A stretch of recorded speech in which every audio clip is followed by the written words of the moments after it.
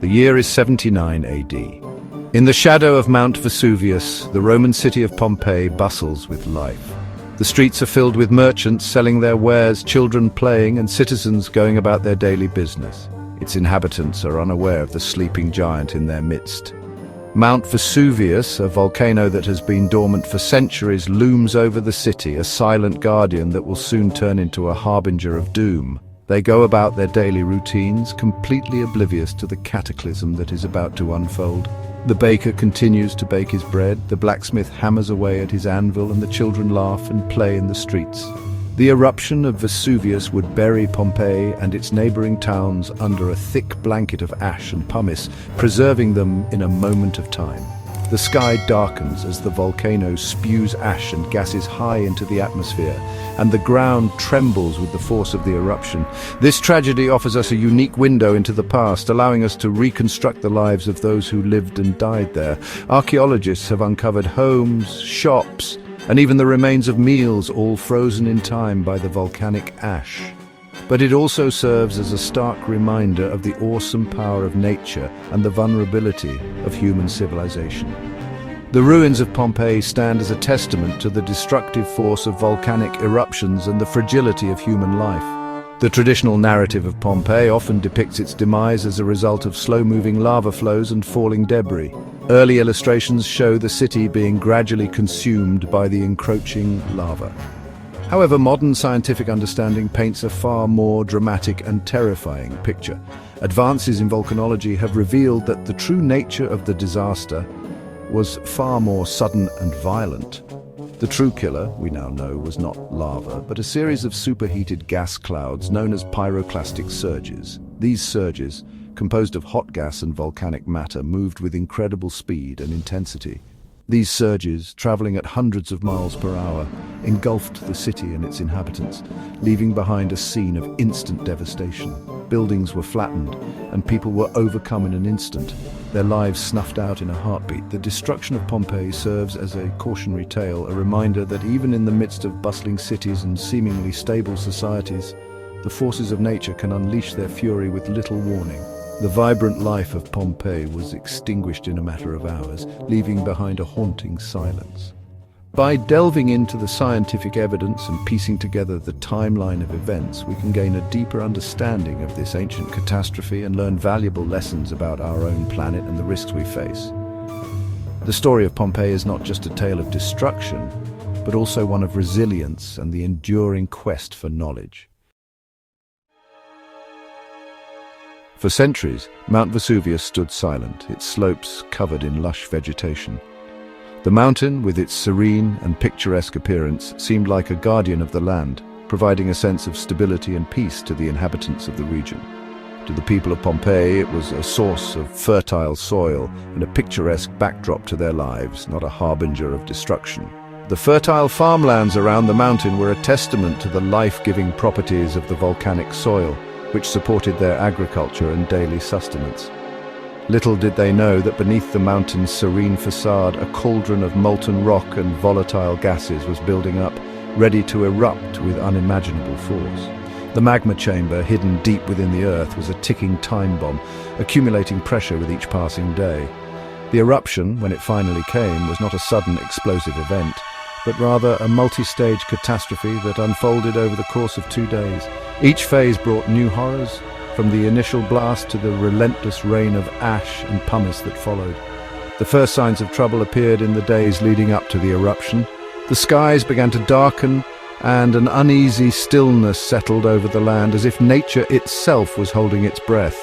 Earthquakes, small but noticeable, shook the region. These tremors, though not uncommon in a seismically active area, were more frequent and intense than usual, causing concern among some of the more observant residents. These tremors were a precursor to the immense pressure building up beneath the Earth's surface. The ground itself seemed to be warning of the impending disaster, as the forces of nature prepared to unleash their fury.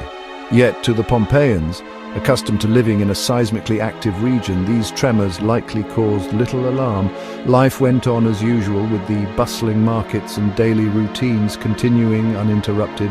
Life went on unaware of the impending doom. The streets of Pompeii were filled with the sounds of commerce and conversation as the residents went about their daily lives, blissfully ignorant of the catastrophe that was about to befall them. On that fateful day in 79 AD, the peace was shattered. Dark clouds began to gather over Vesuvius, casting an ominous shadow over the city. Around noon, Vesuvius roared to life, spewing forth a towering column of ash and pumice high into the atmosphere. The eruption was a sight to behold, a terrifying display of nature's power. This eruption column, described by Pliny the Younger as resembling an umbrella pine, reached an estimated height of 20 miles, visible for hundreds of miles around. The sheer scale of the eruption was unprecedented, leaving onlookers in awe and fear. The ash and pumice, carried by the wind, began to rain down on Pompeii, blanketing the city in a layer of volcanic debris. The once vibrant city was quickly transformed into a ghostly landscape, buried under a suffocating shroud of ash. As the eruption intensified, the situation in Pompeii grew increasingly dire. The weight of the accumulating ash and pumice caused roofs to collapse and made movement difficult. The air, thick with ash and the smell of sulfur, would have made it difficult to breathe. Yet, despite the escalating danger, many Pompeians chose to stay put, either unwilling to abandon their homes and possessions or believing that the worst was over. However, the eruption of Vesuvius was far from over. As the day wore on, the nature of the eruption changed. The towering eruption column, once a terrifying but distant spectacle, began to collapse, sending surges of superheated gas and volcanic debris racing down the slopes of the volcano at speeds of up to 450 miles per hour. These pyroclastic surges, as they are known, were the deadliest aspect of the eruption. They were a terrifying mix of searing hot gas, ash, and pulverized rock capable of incinerating everything in their path. Section 4. Pyroclastic surges, the real killers. Imagine a wall of superheated gas, ash and rock moving at the speed of a race car, engulfing everything in its path. This is not a scene from a science fiction movie, but a real and terrifying phenomenon that occurs during volcanic eruptions. That is the terrifying reality of a pyroclastic surge. These surges are capable of obliterating entire towns and landscapes in mere moments, leaving nothing but destruction in their wake. These surges, generated by the collapse of the eruption column, are one of the most destructive forces in nature. The sheer power and speed at which they travel make them nearly impossible to outrun or escape. They are responsible for the majority of deaths in volcanic eruptions, and Pompeii was no exception. The ancient city was buried under meters of ash and pumice, preserving a tragic snapshot of life frozen in time. The first pyroclastic surge to hit Pompeii arrived in the early hours of the morning, catching many inhabitants off guard. The darkness and chaos added to the confusion and panic as people tried to flee. This surge, while deadly, was not the most powerful of the eruption. It served as a grim warning of the devastation that was yet to come. Two more massive surges followed, each one hotter and more destructive than the last. These subsequent surges obliterated anything that had managed to survive the initial onslaught. These surges, racing through the city streets, instantly incinerated anyone caught in their path. The intense heat and speed left no time for escape. The heat was so intense that it even vaporized soft tissues, leaving behind only skeletons. The remains of the victims tell a harrowing story of the eruption's lethal power. The pyroclastic surges were not just deadly because of their heat. They were also laden with ash and toxic gases. The combination of these elements created a lethal environment. These gases, including carbon dioxide, sulfur dioxide, and hydrogen sulfide, would have been quickly fatal to anyone who inhaled them. The toxic fumes added another layer of danger to an already deadly situation. The ash, fine and abrasive, would have clogged lungs and made it impossible to breathe. The combination of heat, toxic gases, and ash made pyroclastic surges one of the deadliest natural phenomena on Earth. Section 5. Pompeii's inhabitants caught in the catastrophe. The eruption of Vesuvius and the ensuing pyroclastic surges claimed the lives of thousands of people in Pompeii and the surrounding towns. The victims, frozen in their final moments by the ash, provide a poignant glimpse into the human toll of this ancient disaster. Their remains, preserved for centuries, tell stories of fear, courage, and the desperate struggle for survival. Some victims are found huddled together, seeking comfort in their final moments. Others are frozen mid-stride, caught off guard by the speed of the surge. The expressions on their faces, etched in plaster casts, speak volumes about the terror they must have felt. The discovery of these victims, their bodies contorted in agony, shattered the long-held belief that the Pompeians had died peacefully from ash suffocation. Section 6. Modern echoes of Vesuvius. The eruption of Vesuvius in 79 AD, while devastating, was not a unique event. Throughout history, volcanic eruptions have posed a significant threat to human populations, and modern examples serve as stark reminders of the destructive power of these natural disasters.